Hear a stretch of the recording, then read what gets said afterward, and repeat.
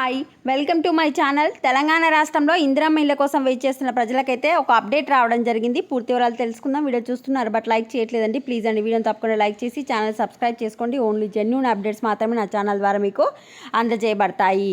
First వచ్చి మీకు ఇల్లు ఎప్పుడు ఇస్తారు అనిపై గవర్నమెంట్ అయితే ఇంకా చెప్పలేదు. ఇంకా మేము లబ్ధిదారులను ఎంపిక చేస్తున్నాం, ఇట్లా ఎంపిక చేస్తున్నాం, అట్లా ఎంపిక చేస్తున్నాం మాత్రమే చెప్పారు.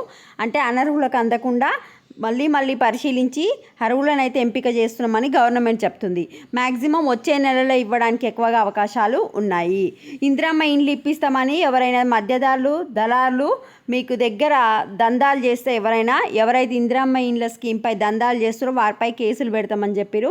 అదేవిధంగా ఇందిరమ్మ ఇండ్ల లిస్టును రెడీ చేసిన తర్వాత ఎవరెవరైతే పేరు అందులో ఉందో వాళ్ళ ఇంటికి వచ్చి రీచెక్ చేసిన తర్వాత మాత్రమే మీకు ఇందిరమ్మ ఇండ్లు మంజూరు పత్రం అందజేస్తామని గవర్నమెంట్ చెప్తుంది. ఒకసారి చూడండి. ఇందిరమ్మ ఇండ్లు అనర్హులకు అందొద్దు, స్కీమ్ పేరిట ఎవరైనా దందాలు చేస్తే కేసులు పెట్టండి. అధికారులకు సీఎం రేవంత్ రెడ్డి ఆదేశం. గ్రామ స్థాయిలో ఇందిరమ్మ ఇండ్ల లబ్ధిదారుల ఎంపికలో ఇందిరమ్మ కమిటీలు జాగ్రత్త వహించాలని, అర్హులను ఎంపిక చేయాలని సీఎం రేవంత్ రెడ్డి స్పష్టం చేశారు. ఇందిరమ్మ కమిటీలు తయారు చేసిన జాబితాను మండల అధికారులతో కూడిన బృందం క్షేత్రస్థాయి వెళ్లి తనిఖీ చేయాలన్నారు. అనర్హులకు ఇల్లు దక్కినట్లయితే వెంటనే ఆ విషయాన్ని ఇందిరమ్మ కమిటీకి తెలియచేసి ఆ స్థానంలో అర్హులకు ఇల్లు మంజూరు చేయాలని ఆదేశించారు.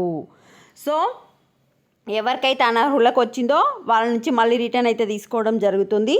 First condition. సెకండ్ వచ్చేసి ఒకవేళ మీరు ఇందిరమ్మ ఇండ్ల జాబితాలో ఉంటే మీ ఇంటికి అధికారులు వచ్చి చెక్ చేసిన తర్వాత మాత్రం మీకు ఇల్లు మంజూరు పత్రం అయితే ఇవ్వడం జరుగుతుంది. ఇది సెకండ్. నెక్స్ట్ వచ్చి ఎవరైనా దళారులు స్కీమ్ల పైన మీకు ఇల్లు ఇప్పిస్తామని దందాలు చేస్తే వాళ్ళపై అయితే కేసులు నమోదు చేస్తారు. ఇవి అప్డేట్స్. వీడియోని లైక్ చేయండి. Thanks for watching.